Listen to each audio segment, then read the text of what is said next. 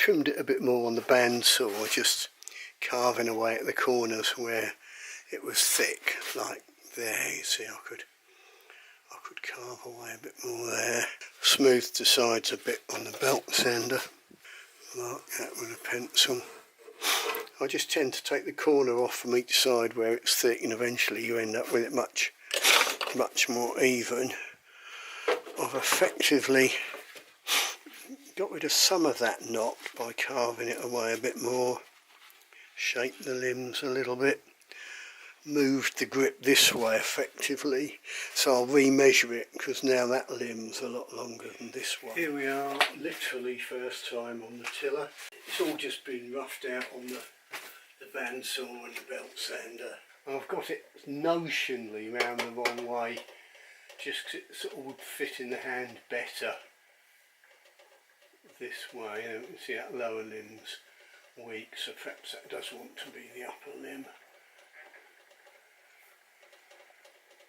But yeah, actually that limb's not moving bad.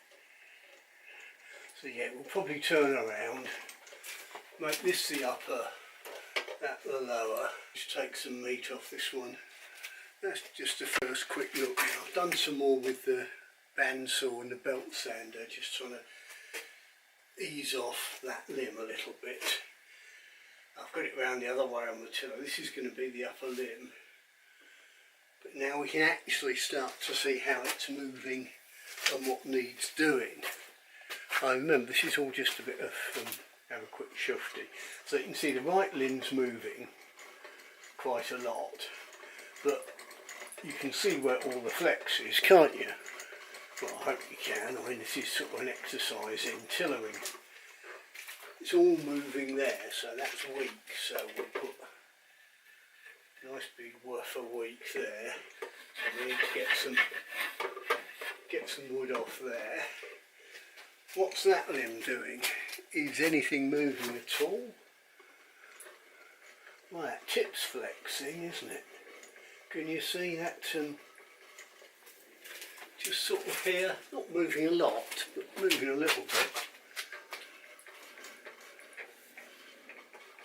I was pulling it to 40 pound, but I mean it's sort of stiff everywhere, isn't it? But of course we've got this funny reflex kink here, which has got to still be visible in the fully drawn bow. You should see this slight waggle. So we've got something that's moving. I mean, I need to move away from the bandsaw and belt sander now. I mean, I don't recommend that as a way to tiller a bow, but because I know what I'm doing and I've got the experience, I can get this far nice and quickly. But now I need to start taking it seriously. Just having a go with me farrier's rasp. I've marked where it looks weak or where I want to leave it. So I'm just looking at the edges and where obviously it's thin there and it says leave, but it's fat there, so I'll rasp away a bit, sort of like that. So I'm tending to get each edge looking even, and then the middle will sort of sort itself out. Again, little slight fat point here, but you'll notice there's lines of grain running out here anyway, running diagonally across the bow, which is probably a bad thing. It will probably explode. You'll see how tough this elm is. Just try and ease off that thick bulge. Pop it back up on the tiller. Let's just see if my little bit of work's made any difference.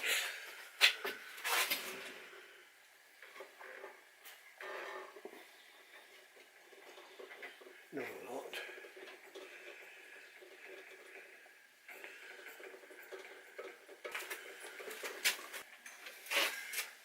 I've had another rasp along the belly this side. Let's see if it's done anything.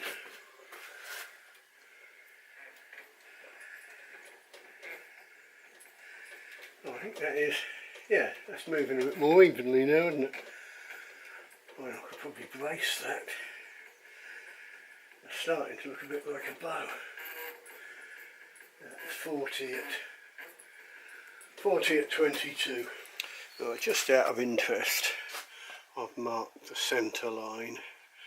That's where it used to be, the middle of the bow, but I took some off this tip, so now there's the middle. Arrow pass would normally be 1 inch above it, but of course none of this is set in stone, it doesn't actually matter. One of my better bows is actually much longer in the lower limb, but you can see a potential problem. You've got lines of grain running out here, so perhaps I need to get rid of some of this hump. But conversely, I've got that knot there, which would be nice to narrow it. And I've still got a bit of thickness there, so I could narrow it there a bit. Move the grip up further. But measuring, well, marking from tip to tip with a straight edge, there's the centre line. So you can see the arrow pass is rather a long way from centre, so the bow needs bending over at one end or t'other. That can always be done later by heating it and narrowing it selectively, say here, heating it, bending it over. I'm just tinkering about really. Like I often say, it's easy to make a bow, it's hard to make a good bow. Well, I'm not even trying to make a good bow particularly here, I'm just trying to see what this elm will actually do. So I might get it up to a low brace and show it on the tiller again. Right, I've rounded off the corners of the back a bit and just sort of generally smoothed it off. Got it braced a little higher, as you can see.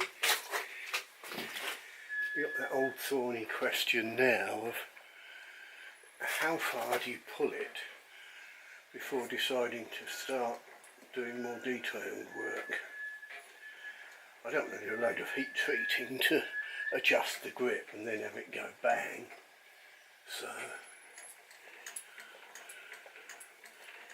yeah, it's bending a bit stiff middling, moving a bit stiff here still perhaps.